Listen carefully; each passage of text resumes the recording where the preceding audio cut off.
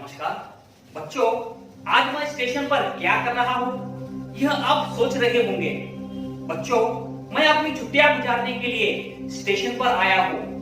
देखो बच्चों, मेरी ट्रेन भी आने वाली है और मैं इसी में सफर करने वाला हूँ। और बच्चों, हमारा पाठ भी कुछ ऐसा ही है। इसका नाम है सफर का साथी और सिरदर्द। इस पाठ को लिखने वाले हैं पंडित रामनारायण उपाध्याय जी। तो बच्चों, हम हमेशा की तरह चर्चा करते हैं कि यह एक हास्य व्यंग्य निबंध है और इस निबंध में मांगकर अखबार पढ़ने वाले, अनावश्यक बातें करने वाले, बिन मांगे सलाह देने वालों पर लेखक ने करारा व्यंग्य किया है। और ऐसे लोग आपको ट्रेन में जरूर मिलेंगे कि वो अखबार खरीदेंगे नहीं, आपसे मांगेंगे, बिन मांगे आपको सलाह देंगे और अनावश्यक बातें करेंगे। वैसे तो लेखक को यह सब बातें पसंद नहीं है, फिर भी लेखक को उनके सफर में क्या क्या अनुभव मिलता है, इसी पाठ में उन्होंने चर्चा की है।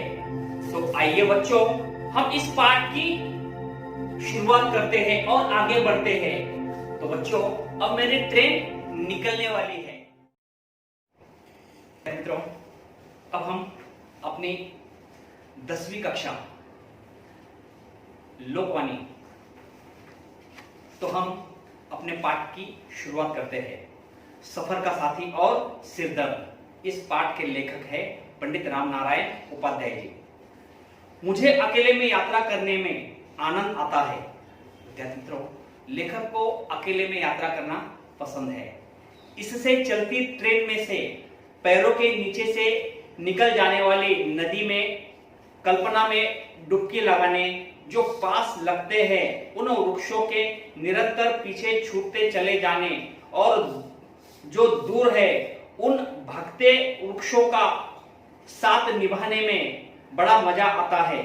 विद्यार्थी मित्रों, हम जानते हैं कि रेल आगे आगे चल रही है और जो वृक्ष है वह पीछे छूटते चले जाते हैं। यहां तक कि कितनी ही बार रेल नदियों के ऊपर से भी चली जाती है।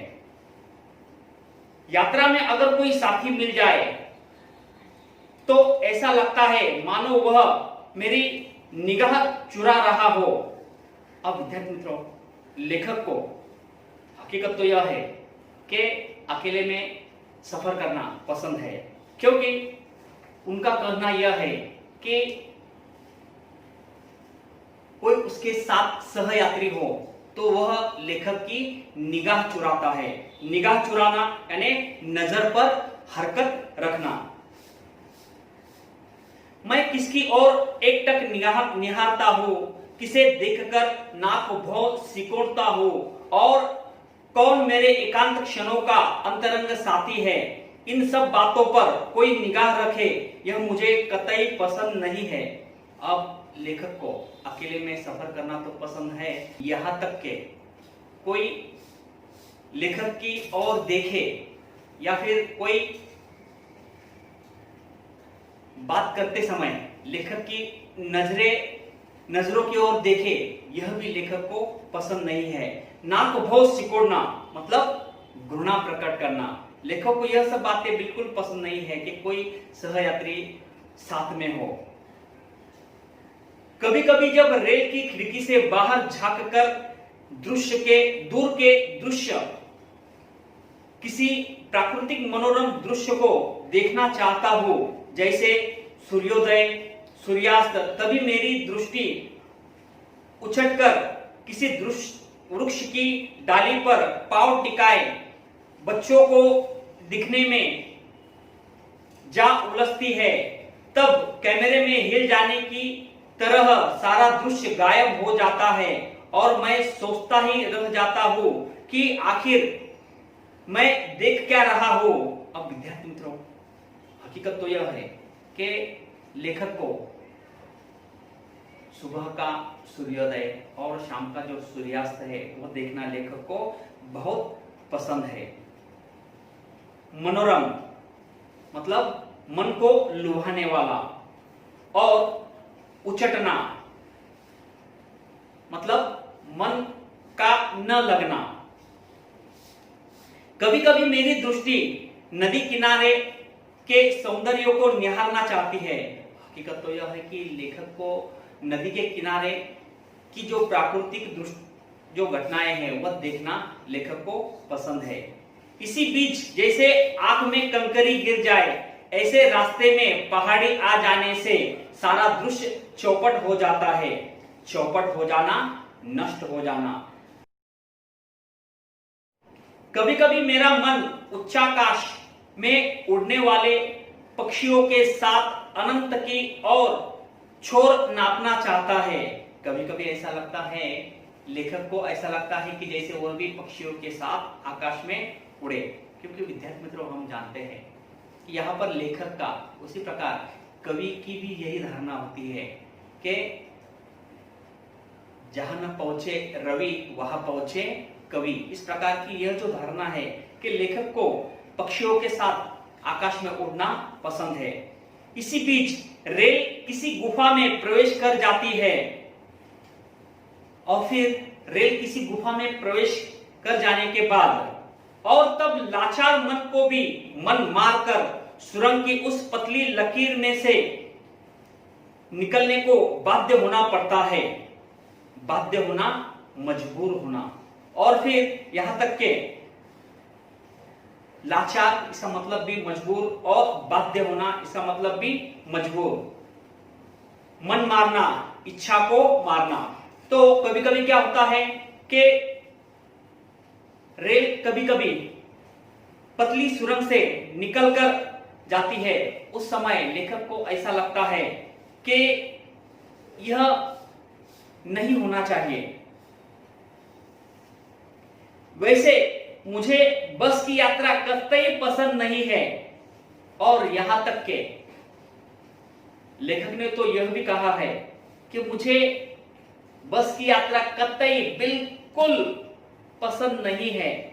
उसमें यह भी जरूरी नहीं कि बगल में बैठने वाला आदमी हमारा मनपसंद ही हो। और यहां तक के बस के सफर में तो हम पास में बैठा हुआ आदमी हमारा हो या ना हो, उससे कोई फर्क नहीं पड़ता। अनेक बार तो ऐसे व्यक्ति से पाला पड़ जाता है जो रूठी हुई पत्नी की तरह लाख मनाने पर भी सीधे मुंह बात नहीं करता, और अगर उससे प्रश्नों के जरिए छेड़खानी की जाए तो हाँ हूं में जवाब देकर खिड़की से बाहर मुंह लटका लेता है। और कभी कभी ऐसा कोई व्यक्ति हमारे पास आकर बैठता है कि जैसे वह पत्नी से, रूठी हुई पत्नी की तरह लाख मनाने पर भी नहीं मानती। उसी प्रकार वह व्यक्ति पास में बैठा हुआ होता है। हम कितना भी उससे जवाब करें, वह अपने जो सवाल जवाब केवल हाँ हूं में जवाब देकर फिर खिड़की की ओर मुंह लटका देता है। कभी कभी ऐसा भी साथी मिल जाता है कि आप चाहे सुने या ना सुने। कभी कभी सफर करते समय ऐसा भी कोई साथी आ जाता है, आप उस व्यक्ति का सुने या ना सुने, वह अपनी बात तब तक सुनाता रहेगा जब तक दो में से एक उतर न जाए। तब उस वक्त क्या होता है, यात्री आपको ऐसा मिलता है कि वह तब तक आपको बात सुनाता रहेगा जब तक कि दो में से एक सफर से उतर न जाए। मुझे सुपर फास्ट ट्रेन के बजाय एक्सप्रेस में यात्रा करना ज्यादा पसंद है। अब लेखक को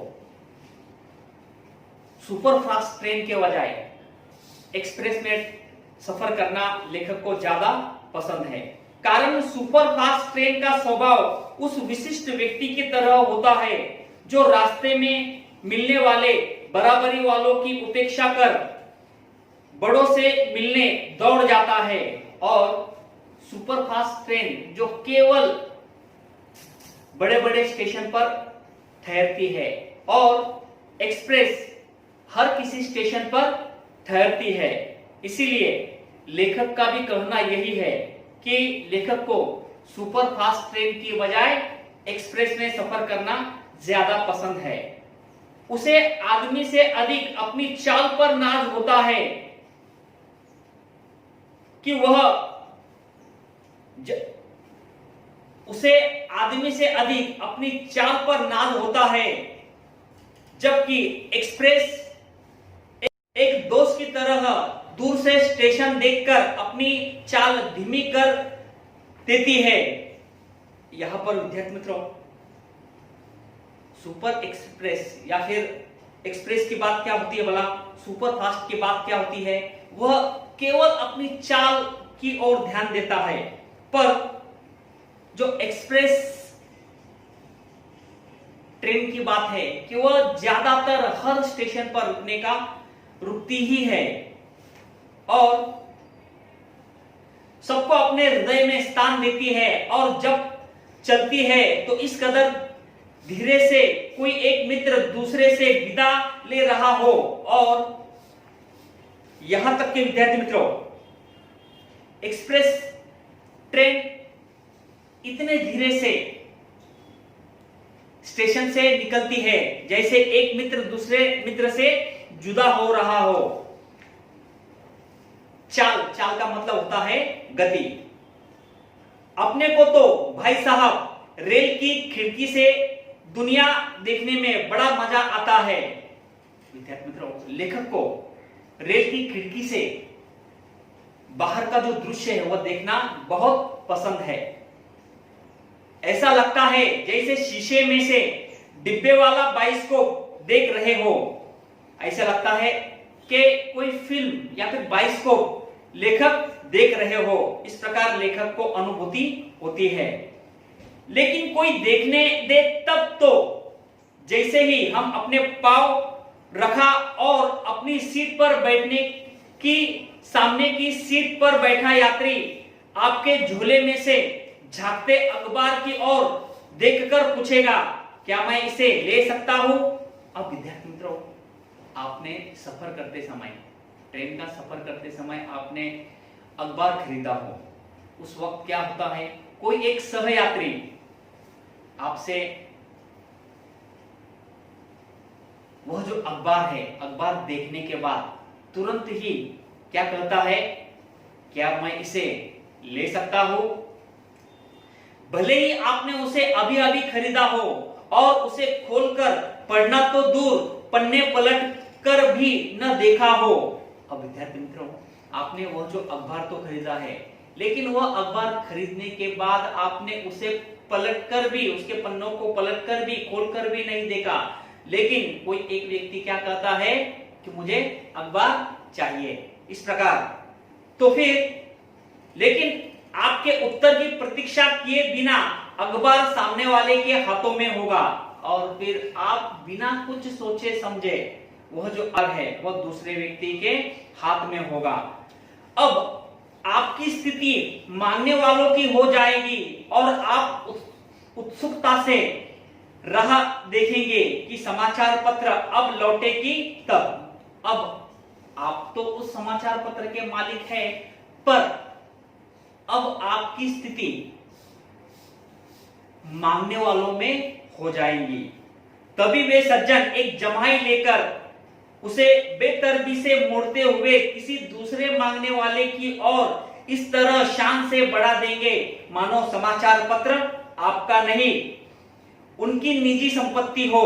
लेकिन वह जिस व्यक्ति ने आपसे समाचार पत्र लिया है या फिर अखबार पत्र लिया है, वह क्या करता है, दूसरे व्यक्ति के पास वह इस प्रकार देता है जैसे वह समाचार पत्र आपका नहीं, उनकी निजी संपत्ति हो। देखते देखते समाचार पत्र के पन्ने एक दूसरे से जुदा होकर पूरे डिब्बे में चक्कर काटने लगेंगे। जुदा होना, अलग होना। देखते देखते विद्यार्थी मित्रों क्या होता है कि यह जो पूरे अखबार के जो पन्ने हैं, रेल के डिब्बे के हर तरफ आपके समाचार पत्र पहुंच जाते हैं, चक्कर काट लेते हैं। मजे की बात यह है कि एक समाचार पत्र के कितने उपयोग हो सकते हैं, इसका अंदाज रेल की यात्रा करते समय ही लगाया जा सकता है। और विद्यार्थी मित्रों, एक बात और है, यह जो समाचार पत्र है, समाचार पत्र के कितने उपयोग हो सकते हैं, यह आप भी अंदाज नहीं लगा सकते, लेकिन रेल के सफर के समय इसका अंदाज आपको जरूर आ जाएगा। कोई ललित निबंध के तो कोई संपादकीय पन्ने से अपनी सीट झाड़ता नजर आएगा, कोई समाचार पत्र के संपादकीय पन्ने या फिर ललित निबंध के पन्नों से सीट झाड़ता नजर आता है। कोई समाचार पत्र फैलाकर उस पर भोजन करता दिखाई पड़ेगा, और कोई व्यक्ति तो क्या करता है, भोजन करते समय समाचार पत्र को बिछाकर उस पर आराम से भोजन करता है। बेचारे समाचार पत्र वाले ने भी कभी सोचा नहीं होगा कि उसके पत्र के इतने उपयोग हो सकते हैं, और यहां तक के समाचार पत्र वालों ने भी कभी सोचा नहीं होगा कि इन समाचार पत्रों के कितने उपयोग हो सकते हैं। इन सबसे परेशान होकर जब आप पीछे की ओर सिर टिकाकर कुछ क्षण आराम करना चाहेंगे, इसी बीच सामने से प्रश्न उछलेगा, कहां तक चल रहे हैं? अब विद्यार्थी मित्रों, एक बात और है, रेल में सफर करते समय आपने कुछ क्षण तक यह सोचा कि थोड़ा सा आराम कर ले, फिर सामने से तुरंत ही एक प्रश्न आता है, आप अनमने में मन से कहेंगे, सामने वाले ने क्या कहा आपको, कहां तक चल रहे हैं? फिर आप कहेंगे भोपाल तक। पूछेंगे भोपाल गाड़ी कितने बजे तक पहुंचती है? फिर कहेंगे 3:15 बजे। उनका तर्क होगा, पहले तो 4 बजे पहुंचती थी। फिर आप कहेंगे टाइम बदल गया। बोले गाड़ी में तो कई जगह चेन पुलिंग होती होगी। और फिर आप कहेंगे अरे कितनी ही बात तो गाड़ी में चेन पुलिंग भी होती है, आज की तारीख में पहुंच जाए यही गनीमत है। लेखक ने तो यही कहा कि बस आज की तारीख में पहुंच जाए, बस यही ठीक होगा। आप सोचेंगे चर्चा का अंत हुआ, और फिर आप यही सोचेंगे कि बस चर्चा का अंत हुआ। तभी तीर की तरह प्रश्न उछलेगा, फिर तुरंत ही सामने वाला क्या कहेगा, आप हबीबगंज उतरेंगे या भोपाल? और हाँ, आप फिर कहां जाना पसंद करेंगे, हबीबगंज या भोपाल? कहा हबीबगंज। पूछा हबीबगंज क्यों?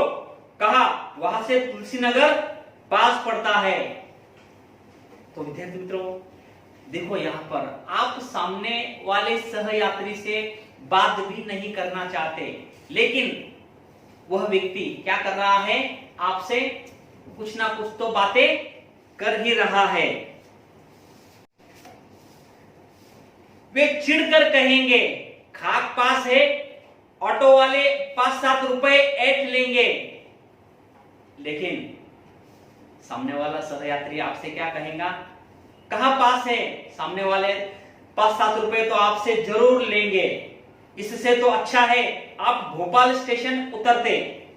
और यहां तक कि अगर आप भोपाल स्टेशन पर उतरते होगे तो वह ठीक होगा, वहां से 4 कदम चलने पर टेम्पो मिल जाता है जो 50 पैसे में टीटी नगर और फिर 50 पैसे में तुलसी नगर तो क्या अरोरा कॉलोनी उतार देता है। और फिर विद्यार्थी मित्रों यहां पर सहयात्री और लेखक की जो बातें हैं वह शुरू है। सोचा कहीं यह पुनः हबीबगंज स्टेशन ले जाकर वहां से वापस ट्रेन में न बैठा दे। और फिर लेखक तो यही सोचता है कि वह केवल चुप रहे, बाहर का मनोरम दृश्य देखे, पर अतएव चुप्पी साधकर निश्चल बैठ गया। निश्चल, निश्चल का मतलब स्थिर। लेखक फिर भी वहां पर स्थिर स्वभाव से कुछ ना कहे बिना वहां केवल बैठे थे। अगर आप यात्रा पर हैं तो आपको सहयात्री के प्रश्नों का जवाब देना ही होगा। सहयात्री, सहयात्री का मतलब होता है साथ में यात्रा करने वाला आदमी। आप अगर सफर करते हैं तो सहयात्री का आपको जवाब देना ही है। पूछा, भोपाल में क्या करते हैं? कहा, मीटिंग में जा रहा हूं। वे कहना शुरू कर देते हैं, अपन तो वल्लभ भवन के अकाउंट सेक्शन में हैं। और फिर सामने वाले से कहा कि आपने कहा कि मैं मीटिंग जा रहा हूं, मीटिंग के लिए जा रहा हूं। तो सामने वाला कहता है, अपन तो वल्लभ भवन के अकाउंट सेक्शन में है। लोगों को बिल बनाते बनाते अपना भी वेतन निकल जाता है।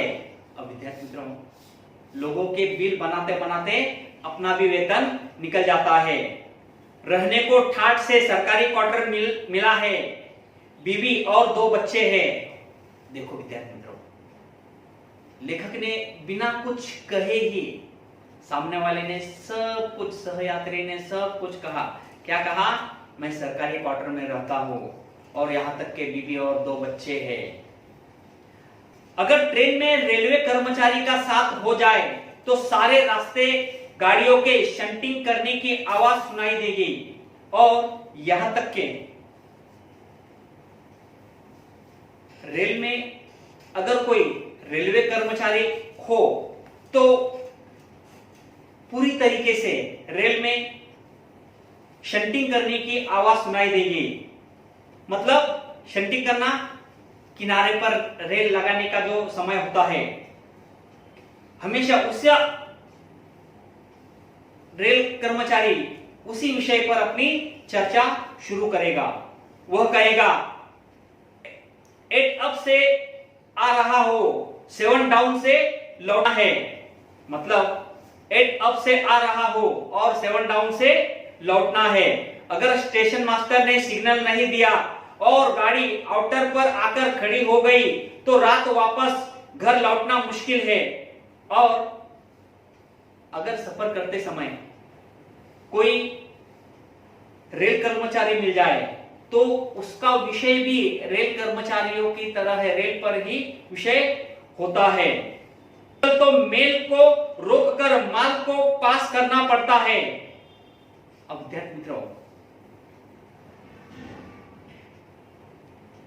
कारण मालगाड़ी में भरे माल के बिगड़ने का डर रहता है, जबकि मेल में बैठा आदमी बिगड़ता नहीं। और यहां तक के आजकल क्या करना पड़ता है, मालगाड़ी को पहले रास्ता देना पड़ता है, क्योंकि मालगाड़ी में क्या होता है, सामान भरा हुआ होता है। अगर ज्यादा वक्त अगर हुआ तो क्या होगा, सामान खराब होने का डर होता है। अरे नाराज भी तो नहीं होता, क्या खाकर नाराज होगा। और मालगाड़ी में अगर कोई व्यक्ति हो तो वह नाराज भी नहीं हो सकता। अगर शिकायत करना चाहे तो शिकायत पुस्तिका मांगे। जब तक शिकायत पुस्तिका आएगी तब तक रेल चली जाएगी। और अगर किसी व्यक्ति ने कहा कि मुझे शिकायत करना है तो रेलवे स्टेशन पर उतरो। और रेलवे स्टेशन पर उतरने पर आप जब तक शिकायत पुस्तिका लेकर आएंगे तब तक तो रेल भी चली जाएगी। दूसरे ने कहा, मैं पूछताछ विभाग में काम करता हूं। और दूसरे व्यक्ति ने कहा कि मैं पूछताछ विभाग में काम करता हूं। लोग बाग भी कैसे कैसे सवाल पूछते हैं। कोई पूछता है 10 बजे वाली रेल कब आएगी। कोई पूछता है छोटी लाइन वाली गाड़ी कहां पर खड़ी होगी। लोगों के पूछताछ विभाग में लोग भी कैसे कैसे सवाल पूछते हैं। कोई क्या पूछता है, 10 बजे वाली रेल कब आएगी। यहां तक के कोई छोटी लाइन वाली गाड़ी कहां पर खड़ी है, मानो उसके बड़े लाइन पर खड़ी होने का अंदेशा हो। अंदेशा मतलब खतरा। मानो वह व्यक्ति बड़ी लाइन पर खड़ा हुआ है और छोटी लाइन का कहा आने वाली है, यह पूछ रहा हो। एक दिन एक आदमी ने तो कमाल कर दिया, पूछा, क्यों भाई साहब, बिना टिकट वालों के लिए बाहर जाने का रास्ता किधर से है? लेकिन एक आदमी ने तो क्या कहा, क्या पूछा कि बिना टिकट वालों के लिए रास्ता कहां से है, बाहर जाने का रास्ता कहां से है? मैंने कहा, मेरे पास बैठ जाओ, मैं भी एक दिन इसी तरह रास्ता पूछते पूछते यहां आया था, अब लोगों को बाहर जाने का रास्ता बताने का काम कर रहा हो। अब विद्यार्थी मित्रों, लेखक ने भी यही कहा कि मेरे पास बैठो, इसी तरह मैं भी बिना टिकट वालों को रास्ता बताते बताते मैं भी यहां आया हूं और बाहर जाने वालों के लिए रास्ता बता रहा हूं। एक बार एक सहयात्री ने पूछा, क्यों भाई साहब, क्या आप यात्रा पर जाने से पहले आरक्षण करा लेते हैं? एक बार एक सहयात्री ने क्या पूछा कि क्यों भाई साहब, आप यात्रा पर जाने से पहले आरक्षण करा लेते हैं? मैंने कहा, यह तो सहज बात है, आजकल बिना आरक्षण के यात्रा करना सिरदर्द मोल लेना है। अब विद्यार्थी मित्रों, हकीकत तो यह है कि रेल में सफर करने से पहले आरक्षण करना जरूरी है, क्योंकि लेखक का सोचना है कि बिना आरक्षण सफर करना यह सिरदर्द मोल लेने जैसा है। पन्ना नंबर 11, वे बोले, आप भी अजीब आदमी हैं। सामने वाले सहयात्री ने क्या कहा, आप भी अजीब आदमी हैं, सिरदर्द तो आरक्षण कराने में है, लेकिन सिरदर्द आरक्षण कराने में है, हफ्तों चक्कर काटते हैं तब कहीं एक सीट मिलती है, हफ्तों चक्कर काटने के बाद आरक्षण की एक सीट मिलती है। आप शान से टिकट जेब में रखते हैं, अकड़कर डिब्बे में प्रवेश करते हैं और जब कंडक्टर को आरक्षण का टिकट दिखाते हैं तो वह हिकारत भरी निगाह से कहता है, जब टिकट है तो क्या देखना, नहीं तो देख लेता। अकड़कर मतलब घमंड करना, हिकारत तुच्छ नजर से। अब विद्यार्थी मित्रों, लेखक का यही कहना है कि आरक्षण करना रेल प्रवास के लिए, रेल सफर के लिए बहुत जरूरी है। लेकिन अगर कोई, उस वक्त क्या होता है, अगर आपके पास आरक्षण का टिकट हो तो आप क्या करते हैं, घमंड से आप रेल में सफर करते हैं। और अगर कोई टिकट मास्टर या फिर कंडक्टर जब आपके पास आए तो आप क्या करते हैं, उसे टिकट दिखाते हैं। कंडक्टर क्या करता है, टिकट है तो फिर क्या देखना, आपके पास टिकट नहीं हुआ होता तो देखे होते। इस प्रकार की बातें होती है।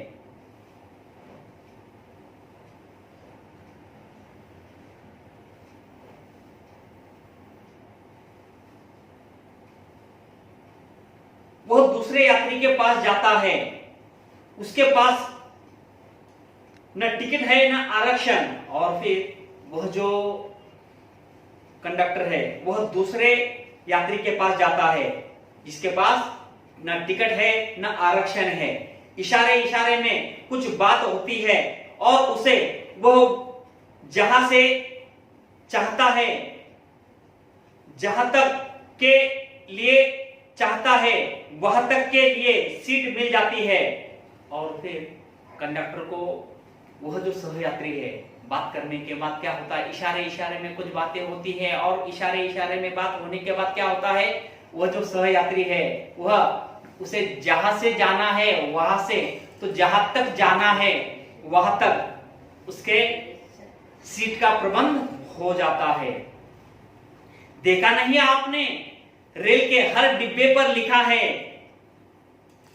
रेल के हर डिब्बे पर क्या लिखा हुआ होता है, भारतीय रेल जनता की संपत्ति है, इसे सुरक्षित रखिए। हम जानते हैं विद्यार्थी मित्रों कि भारतीय रेल जनता की संपत्ति है, लेकिन इसके पीछे एक अलिखित इबारत भी होती है। लेकिन और एक बात भी है, कौन सी, भारतीय रेल कंडक्टर की संपत्ति है। यह भी बात है, भारतीय रेल कंडक्टर की संपत्ति है, यह भी एक अलिखित बात हम जानते हैं। सांझ हो चली थी, शाम हो गई। विद्यार्थी मित्रों, डिब्बे की बत्तियां जलने लगी थी, लोगों ने अपने अपने होल्डोल बिछाने शुरू कर दिए। अब विद्यार्थी मित्रों, शाम का समय था और लोगों ने अपने अपना जो बिछाना है वो बिछाना शुरू कर दिया था। मैंने भी थक कर चूर हो जाने के कारण सिर दर्द की एक गोली खाई और लेटना चाहा। यह सब सोचकर दिन भर के सफर से क्या हुआ, अब लेखक को सिर दर्द होने लगा था और सिर दर्द के कारण क्या हुआ कि लेखक ने एक सिर दर्द की एक गोली खाई और खाने पर उसने थोड़ा आराम करने की सोची। सहयात्री ने देखा तो पूछा, क्या आपको सिर दर्द हो रहा है? जब सहयात्री ने क्या कहा, आपको सिर दर्द हो रहा है, मैंने कहा जी हाँ। बोले, आप ऐसी वैसी गोलियां क्यों खाते हैं? इससे रिएक्शन हो सकता है। तब सहयात्री ने क्या कहा, आप ऐसी वैसी गोलियां क्यों खाते हैं? इससे तो रिएक्शन हो सकता है। फिर पूछा, कल क्या खाया था? और फिर वो सहयात्री आपसे क्या कहेगा, कल क्या खाया था? रास्ते में कहीं पूरी कचौड़ी तो नहीं खा ली? और हाँ, आपने कहीं पूरी कचौड़ी तो नहीं खा ली? अरे, ये रेलवे ठेकेदार कल की बासी पूरी कचौड़ी को उबलती कढ़ाई में डालकर ताजा के नाम पर बेचते हैं। और विद्यार्थी मित्रों, आपको पता होना चाहिए कि रेलवे स्टेशन पर जो पूरी कचौड़ी होती है, ये जो ठेकेदार है वो क्या करते हैं, बासी कचौड़ी को तलकर आपके सामने लेकर आते हैं और कहते हैं कि गर्मा गर्म पूरी कचौड़ी है, ले लो। कहेंगे हाथ लगाकर देख लो गरम है कि नहीं, और आपसे क्या कहेंगे कि यह जो गरम पूरी कचौड़ी है इसे खा लो। उन्हें तो अपनी जेब गरम करनी है, बस केवल वह जो ठेकेदार है, ठेकेदार को तो सिर्फ अपनी जेब गरम करनी है। मैं तो घर से पराठे लेकर चलता हूं। और लेखक ने क्या कहा, मैंने तो घर से पराठे लेकर आया हूं। रास्ते में कोई और पराठे वाला मिल जाता है तो दो और दो चाकर खाने में मजा आ जाता है, और रास्ते में कोई और व्यक्ति मिल जाए तो फिर साथ में पराठे खाने का मजा ही कुछ और है। फिर पूछा, आपको सिर दर्द कितने समय से है? सहयात्री ने आपसे पूछा, आपको सिर दर्द कितने समय से है? क्या यह पैतुक बीमारी है या केवल आपको ही है? पैतुक का मतलब होता है बाप दादा के जमाने से चला हुआ। पुश्तैनी, क्या आपको यह जो सिर दर्द की बीमारी है बाप दादा के जमाने से है? मैंने कहा, मेरे परिवार में सभी के सिर है, अतएव सबको सिर दर्द होना स्वाभाविक है। लेखक ने क्या कहा, जिस प्रकार मेरे परिवार में सबके सिर है, सभी के सिर है और हर किसी का सिर दर्द होना तो स्वाभाविक है, वे बोले, आप भी बिना सिर पैर के बातें करते हैं। बिना सिर पैर की बात करना मतलब व्यर्थ की बात करना, निराधार बात करना। जिनके पांव में शनि होता है उन्हें भी सिर दर्द होता है, और जो व्यक्ति हमेशा घूमते रहता है उन्हें भी सिर दर्द होता है। जिनके पेट में गैस होती है उन्हें भी सिर दर्द होता है। सिर दर्द के बारे में तो क्या हुआ कि लेखक ने क्या कहा कि हर सिर दर्द तो हर किसी को हो सकता है। मैंने कहा, आप वजह फरमाते हैं, जब मैं घर से चला तो भला चंगा था। अब लेखक ने क्या कहा कि मैं जब घर से चला था तो उस वक्त भला चंगा था, एकदम ठीक ठाक था। ट्रेन में बैठा तो कोई शिकायत नहीं थी, यहां तक कि ट्रेन में बैठने के बाद भी मुझे कोई शिकायत नहीं थी। किताब पढ़नी चाहिए तब भी मन आनंद से हिलोरे ले रहा था और यहां तक कि किताब पढ़ने के बाद भी मैं पूरी तरीके से आनंदित था। लेकिन जब से हम सफर सहयात्रियों ने सिर खाना शुरू कर दिया तो बेचारा सिर दर्द नहीं करेगा तो क्या करें। और फिर बेचारा जब सहयात्री जब आया तभी लेखक को सिर दर्द शुरू हो गया। सच कहता हूं भाई साहब, मैं सिर दर्द से नहीं, हम सफर यात्रियों के दर्द ए सिर से परेशान हो।